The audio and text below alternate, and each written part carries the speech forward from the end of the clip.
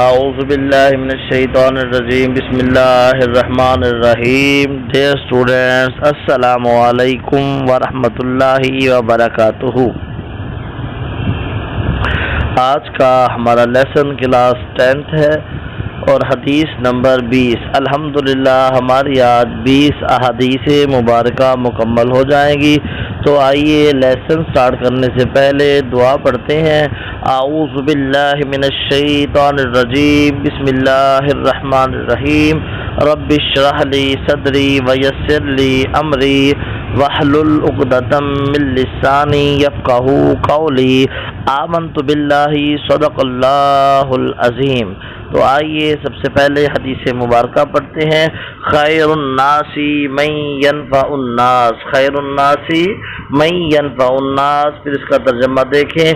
لوگوں میں اچھا وہ ہے جو لوگوں کو نفع پہنچائے. اب آ جائیں اس کے لفظی ترجمے کی طرف. خیر اچھا، الناس سے مراد لوگ. من کا مطلب ہوتا ہے جو، ینفع نفع دیتا ہے، الناس کا مطلب ہے لوگ. ایک دفعہ دوبارہ اس کا با محاورہ ترجمہ دیکھیں.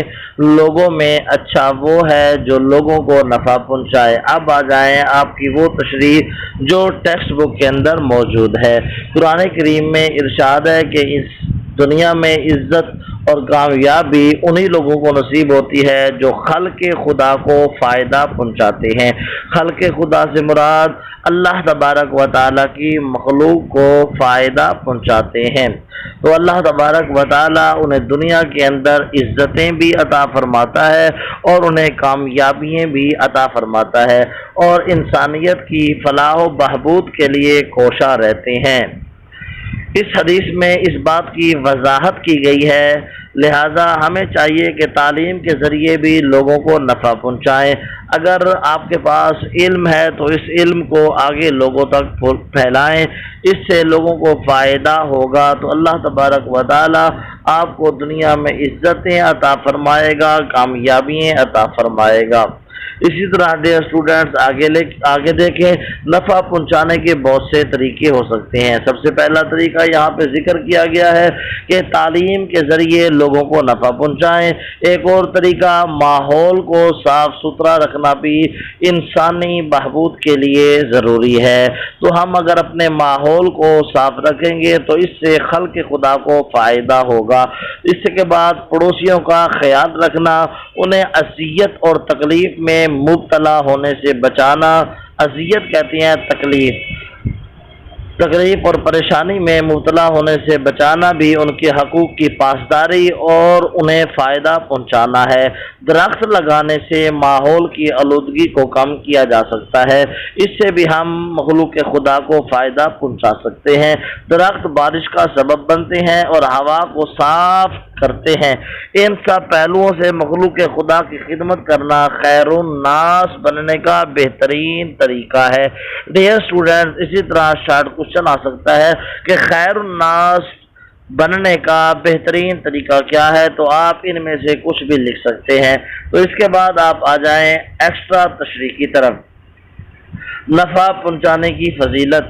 حضرت انس رضی اللہ تعالی عنہ فرماتے ہیں رسول اکرم صلی اللہ علیہ وآلہ وسلم نے فرمایا، جو کوئی میرے کسی امتی کی حاجت پوری کر دے، یعنی ضرورت پوری کر دے تاکہ وہ خوش ہو جائے، یقیناً اس نے مجھ محمد صلی اللہ علیہ وآلہ وسلم کو خوش کیا، اور جس نے مجھے خوش کیا یقیناً اس نے اللہ تعالیٰ کو خوش کیا، اور جس نے اللہ تعالیٰ کو خوش کیا اللہ تعالیٰ اسے داخل جنت فرما دیتا ہے، یعنی جنت میں داخل فرما دیتا ہے.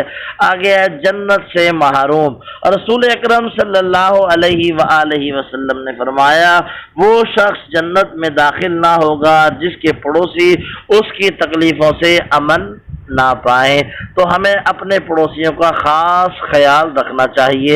اسی طرح فرمان نبوی صلی اللہ علیہ وآلہ وسلم ہے. حضرت ابو ہریرہ رضی اللہ تعالی عنہ فرماتے ہیں کہ نبی اکرم صلی اللہ علیہ وآلہ وسلم نے فرمایا، جو شخص اپنے مسلمان بھائی کے کام کے سلسلے میں چل پڑا یہاں تک کہ وہ کام پورا کر دے، اللہ تعالیٰ اسے 75,000 فرشتوں کا سایہ عطا فرما دیتا ہے، اور وہ فرشتے اس کے لیے اگر دن ہو تو رات ہونے تک، اور اگر رات ہو تو دن ہونے تک دعائیں کرتے رہتے ہیں اور اس پر رحمتیں بھیجتے رہتے ہیں، اور اس کے اٹھنے والے ہر قدم کے بدلے اس کے لیے ایک نیکی لکھ دی جاتی ہے اور ایک برائی مٹا دی جاتی ہے۔ اللہ تبارک و تعالی ہمیں اپنی مخلوق کی خدمت کرنے کی توفیق عطا فرمائے، آمین۔